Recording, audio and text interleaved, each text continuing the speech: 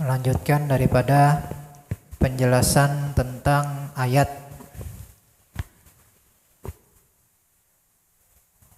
wa aqimus sholata tarafain nahar wa zulafan minal lail innal hasanati yudhibnas sayyi'at dzalika dzikra lidzakirin. Di dalam ayat tersebut ada dua hal yang dijelaskan. Yang pertama tentang berkaitan waktu sholat. Kita sudah mengetahui bahwasanya kita diperintahkan oleh Allah Subhanahu wa taala dengan perantaraan Nabi kita sallallahu alaihi wasallam ketika diisrakan oleh Allah Subhanahu wa taala, diisra mi'rajkan oleh Allah Subhanahu wa taala dan diperintahkan untuk melaksanakan sholat 5 waktu. Nah, itu berdasarkan daripada hadis. Jadi peristiwa Mi'raj Nabi kita sallallahu alaihi wasallam selengkapnya itu dijelaskan di dalam hadis Nabi kita sallallahu alaihi wasallam. Nah, di antaranya di dalam kitab Bukhari dijelaskan peristiwa Nabi kita sallallahu alaihi wasallam mulai Isra dari Mekah dari Baitul Haram ke Baitul Maqdis, kemudian dilakukan Mi'raj sampai ke Sidratul Muntaha. Kemudian Nabi kita sallallahu alaihi wasallam di situ diperintahkan oleh Allah Subhanahu wa taala untuk memerintahkan umatnya melaksanakan sholat 5 waktu. Nah, jadi apabila ditanyakan mana dalil kita diwajibkan melaksanakan sholat 5 waktu? Nah, dalil yang pertama daripada hadis, yaitu hadis tentang Isra Mi'raj.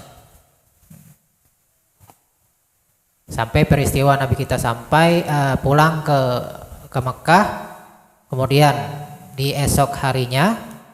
Nah, dalam peristiwa Isra Mi'raj tersebut Nabi kita sallallahu alaihi wasallam pulang masih dalam waktu subuh.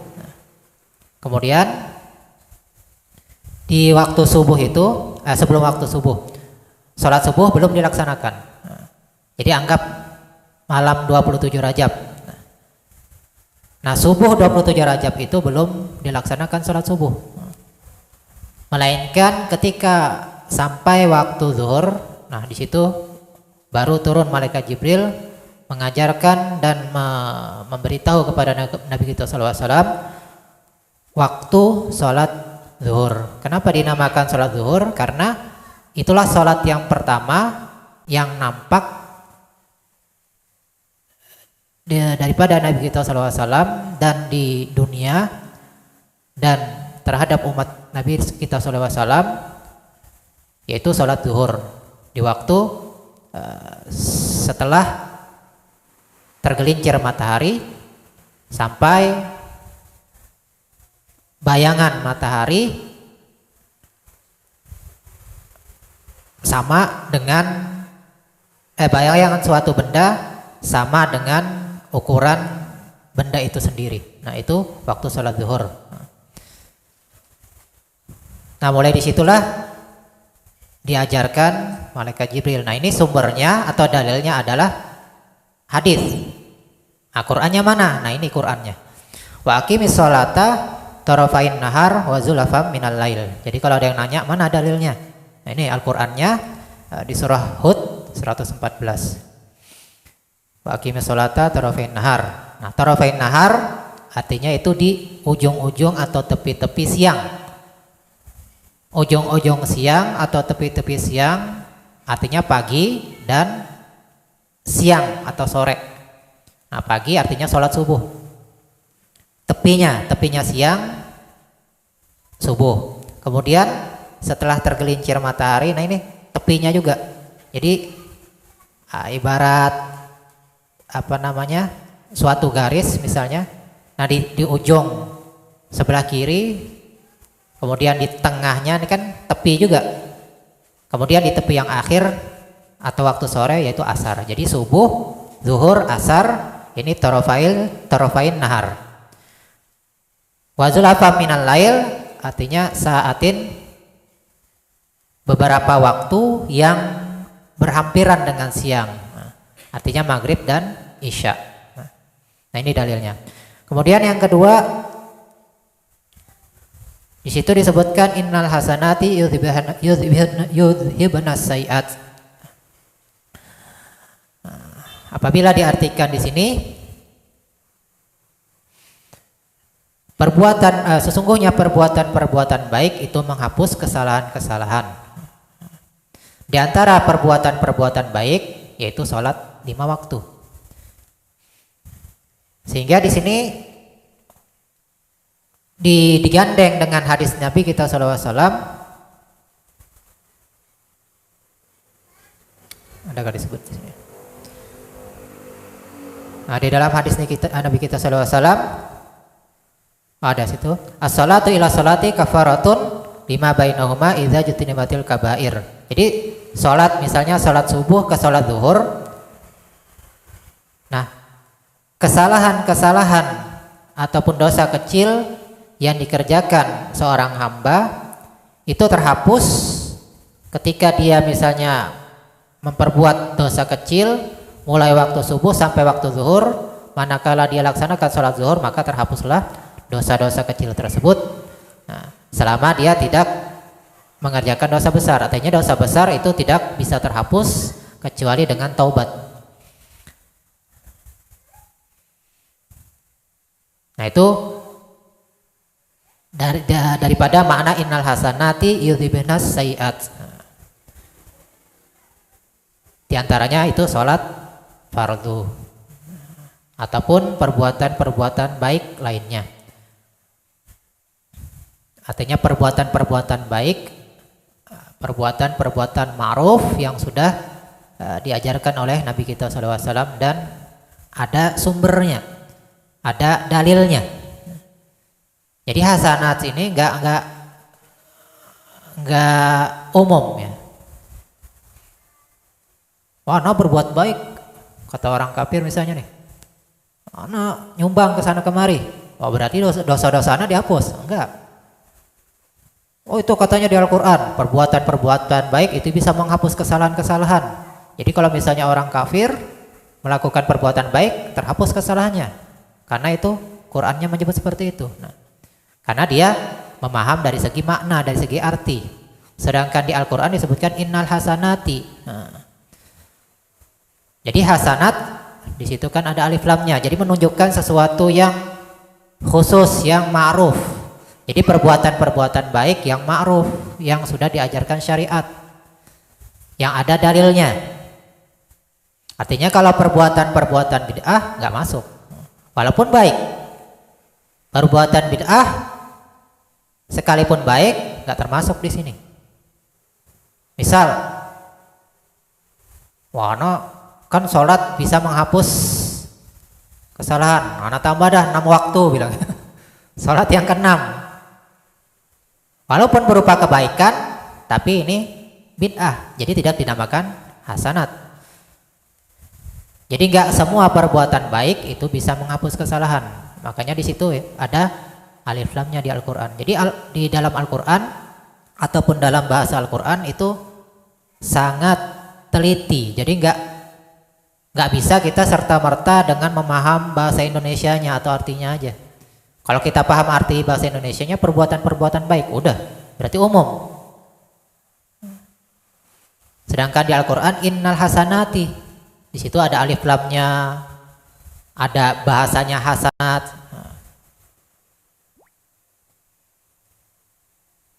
Penggunaan katanya juga dengan hasanat.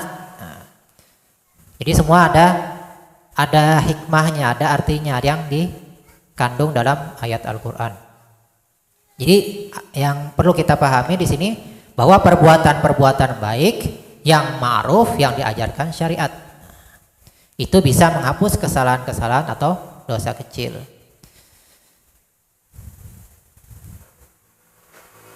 Nah, itulah peringatan bagi orang-orang yang selalu mengingat Allah. Nah, kemudian kembali kepada asbabun nuzul atau ketika ayat ini diturunkan itu ada peristiwa yang terjadi. Diriwayatkan daripada Abu Yasar Ibnu Amr Al-Ansari radhiyallahu anhu. Jadi beliau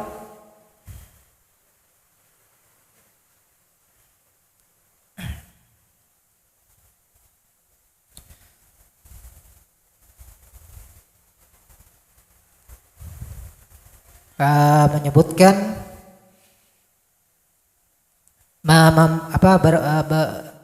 disampaikan dalam hadis bahwa beliau pernah, beliau ini seorang pedagang lah, bahasa kita pedagang kurma. Jadi pada suatu hari kata beliau datang seorang perempuan. Nah, kemudian perempuan ini ingin membeli kurma.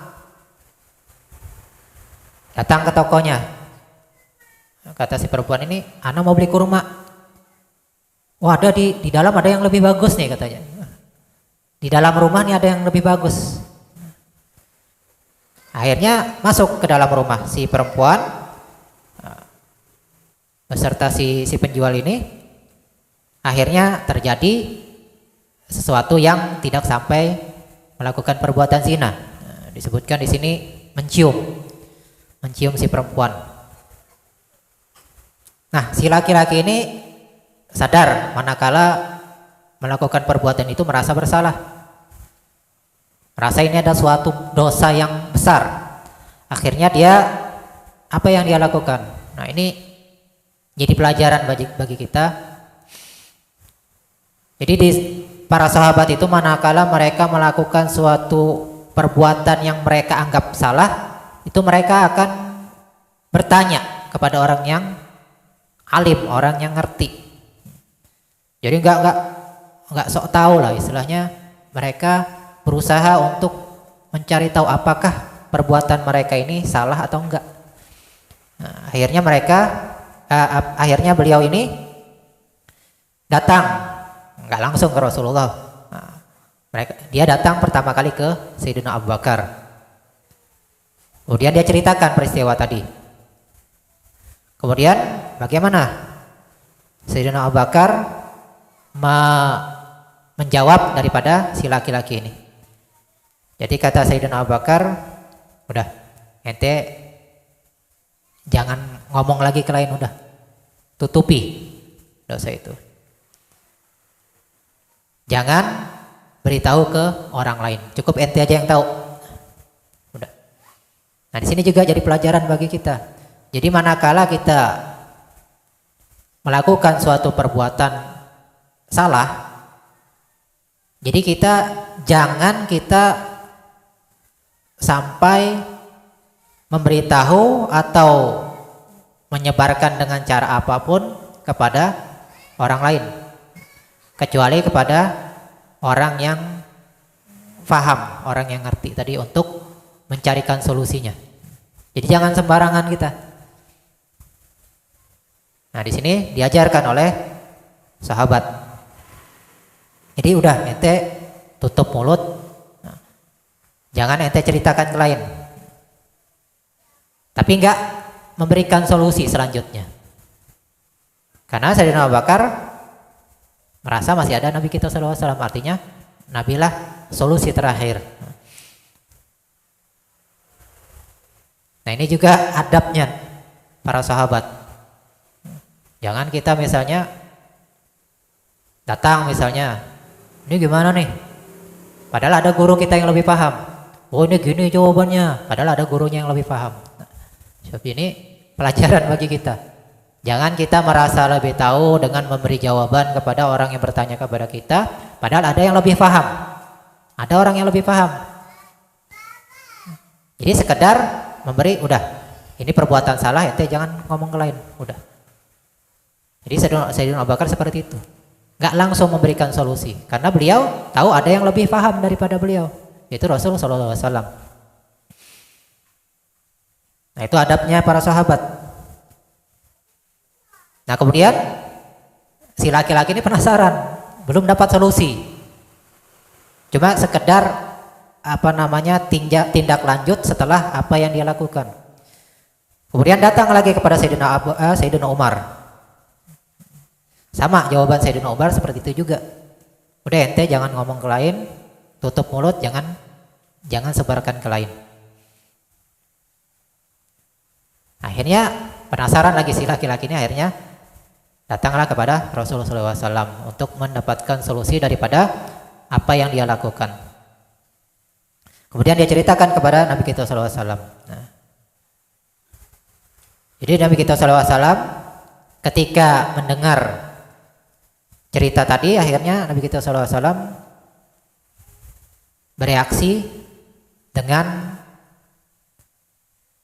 mengatakan, apakah engkau telah mengkhianati atau selingkuh lah bahasa kita. Ente sampai hati selingkuh sama istri orang, ibaratnya kayak gitu. Nah, di sini disebutkan akhunta rajulan ghaziyan fi sabilillah fi ahlihi bimithli hadza. Apakah engkau dengan melakukan perbuatan itu engkau sampai berkhianat kepada seorang laki-laki yang sudah berjuang fi sabilillah terhadap istrinya? Ente sudah berselingkuh terhadap istri seorang yang berjuang fi sabilillah.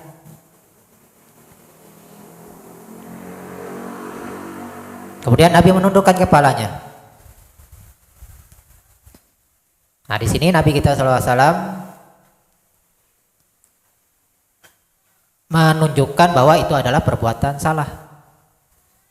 Sekalipun itu dosa kecil, tapi ini sesuatu dosa yang berdampak cukup besar karena ini berkaitan dengan istri orang.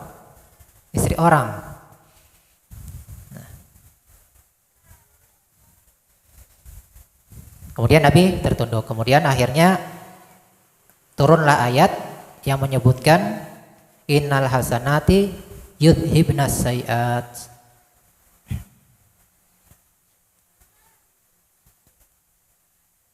Nah, mulai tadi wa aqimis shalah sampai innal hasanati yudhibnas sayiat. Nah, kemudian si laki-laki ini manakala disampaikan tadi, artinya cukup dengan sholat ke sholat sudah terhapus dosa-dosa kecil. Yang penting dia sadar bahwa ini perbuatan salah. Apakah ini khusus bagiku wahai Rasulullah SAW? Tidak, melainkan juga umum kepada sekalian manusia.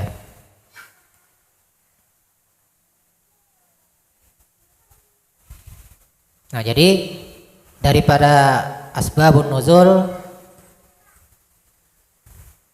disebutkan bahwasanya kesalahan-kesalahan daripada dosa-dosa kecil itu bisa terhapus dengan sekedar sholat fardu yang kita lakukan. Kemudian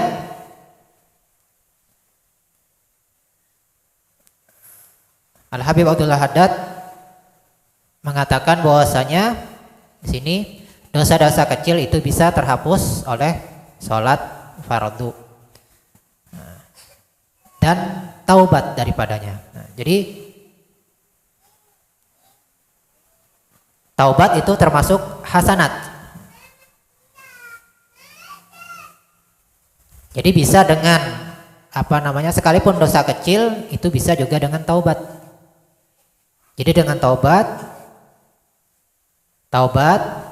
itu dikatakan taubat harus ada 3 syarat.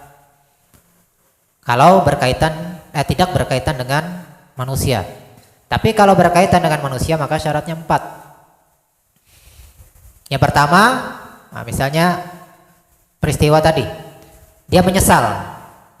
Oh, nyesal, ini salah ini, karena sudah berani mencium istri orang. Menyesal, dibuktikan dengan dia berusaha untuk mencari solusi daripada apa yang sudah dia lakukan. Dan mengetahui bahwa ini adalah perbuatan salah memang. Dengan daripada apa yang disampaikan Nabi kita SAW. Menyesal. Kemudian syarat yang kedua, langsung berhenti di waktu itu juga, yaitu syarat taubat. Jadi misalnya sedang melakukan perbuatan dosa kecil, kalau dia taubat langsung stop, itu namanya sudah taubat. Kalau masih diteruskan, itu belum taubat. Nyesal tapi terus, nah ini belum taubat namanya. Wah, anak nyesal kerja sama itu misalnya, anak nyesal minuman keras misalnya, tapi besok tapi masih minum, anak nyesal katanya tapi masih minum, artinya belum dikatakan taubat. Jadi taubat itu harus berhenti langsung, jangan ditunda-tunda. Kemudian syarat yang ketiga, berjanji sungguh-sungguh untuk tidak mengulanginya lagi. Artinya bukan taubat sambal, taubatan nasuha, taubatan yang sungguh-sungguh, artinya gak bakal melakukannya. Berjanji bersungguh-sungguh untuk tidak mengulanginya lagi. Kemudian kalau berkaitan dengan manusia, itu harus memohon maaf atau minta halal, minta ridho daripada manusia yang dizolim tadi. Minta halal, minta halal, minta ridho atau mengganti daripada kerugian orang yang dizolim tadi. Jadi minta maaf yang pertama, kemudian minta halal atau mengganti, dan minta ridho. Jadi kalau berkaitan dengan manusia, minta maaf, misalnya tadi misalnya mencium istri orang misal, atau misalnya gibah tadi, minta maaf. Kemudian yang kedua, minta halalnya, Anda minta halal dunia dan akhirat misalnya. Atau kalau misalnya ada yang yang berkaitan dengan dunia, misalnya ada barang yang dirusak, nah ini ganti. Kalau dia punya duitnya untuk mengganti, ganti. Atau barang yang serupa diganti. Atau kalau misalnya nggak sanggup, Anda minta halal deh, ya udah. Atau misalnya ganti dengan ini aja dah, kata si yang dizolim tadi. Atau minta ridho daripada orang yang dizolim tadi. Itu syaratnya taubat. Jadi bisa dengan sholat fardu, bisa dengan taubat. Sekalipun itu dosa kecil, juga bisa dengan taubat. Jadi nggak harus dosa besar itu taubat. Jadi dosa kecil juga kalau bisa taubat juga. Jangan diremehkan, dosa-dosa kecil itu juga diusahakan dengan taubat. Mohon ampun daripada Allah Subhanahu wa taala.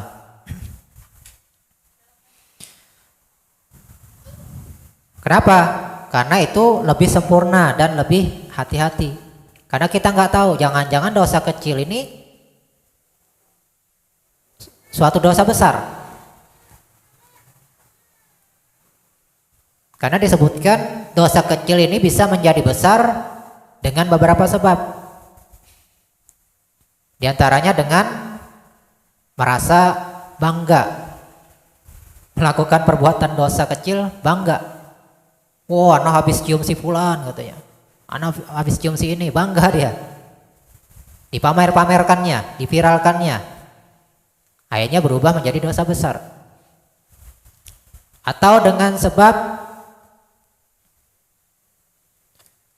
dia orang yang menjadi panutan. Dia seorang ulama misalnya. Dia seorang ustadz misalnya. Akhirnya orang, oh ini ustadz aja berani gitu misalnya. Ya udah jadi panutan. Khotib aja berani gini, imam berani gini, imam masjid misalnya. Oh berarti nggak apa-apa itu. Nah ini dosa kecil tadi bisa jadi dosa besar terhadap si pelakunya. Makanya kalau perlu dengan taubat, jangan kita anggap remeh dosa-dosa kecil tadi. karena bisa berubah menjadi dosa besar. Atau dengan dijadikan rutinitas. Jadi memang sudah sehari-hari atau rutinitasnya. Misalnya orang-orang yang pacaran nih, orang-orang pacaran misalnya kencan kesana kemari, pacaran kesana kemari, dosa kecil, tapi bisa dosa besar karena sudah diamalkannya, berpegang-pegangan kesana kemari. Nah ini bukan dosa kecil lagi, karena sudah rutin sering dilakukannya, jadi dosa besar karena terus menerus dilakukan.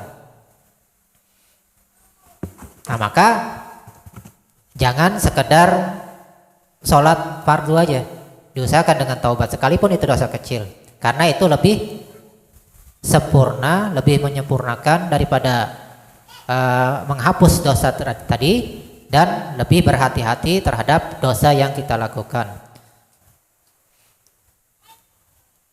Dan jangan kita menganggap remeh sekalipun itu dosa kecil. Kemudian beliau melanjutkan, sebenarnya tidak ada hukuman had atas lelaki yang mencumbui wanita tanpa melakukan zina, seperti mencium, menyentuh atau yang semisal itu. Nah, jadi kan di bab fikih, nah itu sudah ada had itu hukuman zina, mencuri. Nah itu semua ada batasan-batasannya. Zina kena had apabila sudah sesuai dengan batasan-batasannya. Contohnya misalnya balik. Kalau misalnya masih belum balik, itu nggak kena had.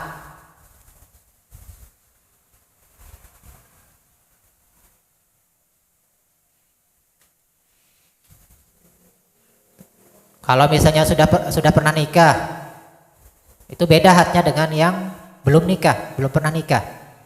Beda hadnya. Nah, arti zina itu apabila melakukan perbuatan hubungan badan. Sekalipun misalnya sesama jenis, ini kena had zina juga. Bahkan ada yang mengatakan hadnya lebih berat daripada had zina.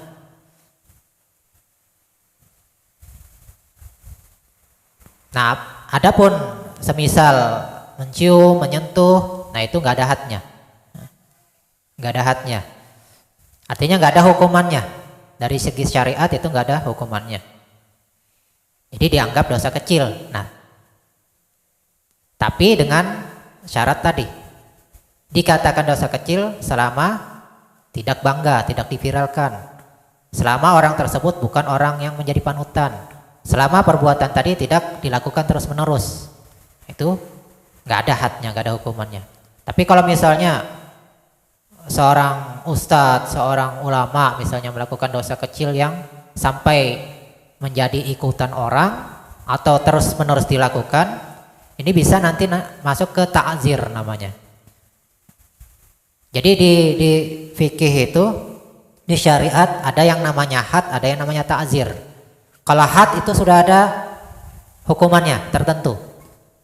Melakukan hubungan badan misalnya, tidak ada hubungan suami istri, kena rajam atau kena hukuman cambuk. Tapi kalau melakukan perbuatan tidak sampai zina, tapi misalnya tadi dilakukan terus menerus, ini bisa kena ta'zir, tergantung daripada syariat Islam yang berlaku di situ. Jadi bisa dilakukan ta'zir. Atau misalnya anggap misalnya di suatu pondok pesantren misal. Nah, itu biasanya dilakukan ta'zir. Ta'zir. Jadi bukan suatu hukuman, tapi ta'zir ini tujuannya untuk menjerakkan supaya tidak dilakukan lagi. Nah, ini tergantung daripada yang menjadi hakim di situ. Jadi ini bisa dilakukan ta'zir. Misalnya orang yang pacaran misalnya terus menerus sering melakukan ciuman, sering melakukan pegang-pegangan tangan, ini bisa kena ta'zir. Tapi tidak sampai ke had tadi. Ta'zir ini macam-macam bentukannya. Yang jelas harus di bawah daripada had zina. Had zina kan misalnya dicambuk 100 kali kalau dia belum pernah nikah. Tapi kalau misalnya dia mencium, udah dicambuk misalnya berapa kali. Nah, tergantung daripada hakim nanti. Tetapi lelaki itu menyangka bahwa perbuatan itu harus dikenai hukuman, sedang Allah dan Rasulnya lebih mengetahui. Nah, ini sahabat, ini mereka sekalipun tahu ini nggak ada hadnya, mereka khawatir bahwa apa yang mereka lakukan adalah sesuatu yang ada hadnya, ada hukumannya. Apalagi kalau dia tahu ini memang benar-benar ada hukumannya. Sebagaimana pernah diriwayatkan, seorang perempuan pernah datang kepada Nabi kita SAW mengatakan bahwa dia telah melakukan perbuatan zina. Dan itu memang ada hadnya, ada hukumannya. Dan dia sudah menikah. Nah, itu jelas sudah hukumannya, kena rajam. Rajam itu dikubur setengah badan, kemudian dilempar dengan batu sampai meninggal. Nah, tapi Nabi bertahap karena si perempuan ini dalam keadaan hamil. Nah, itu ada hadnya jelas. Dan para sahabat ataupun sahabiah mereka sadar diri manakala mereka melakukan perbuatan dosa, baik yang ada hadnya atau hukumannya ataupun gak ada, itu mereka berusaha untuk mencari tahu, baik langsung kepada Rasul SAW ataupun dengan perantaraan sahabat terlebih dahulu. Nah, ini menunjukkan bahwa mereka para sahabat itu sangat memperhatikan daripada urusan akhirat mereka, urusan agama mereka dibandingkan daripada urusan dunia mereka.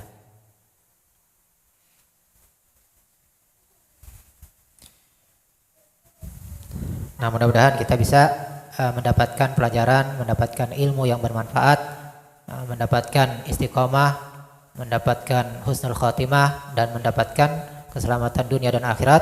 Dan mudah-mudahan kita dimatikan dalam husnul khotimah dan kita dikumpulkan dengan Rasulullah SAW kelak di surganya, amin ya rabbal alamin. Itu dulu mungkin yang bisa disampaikan, kurang lebih mohon maaf, wa'alafu minkum, wallahu subhanahu wa ta'ala alam.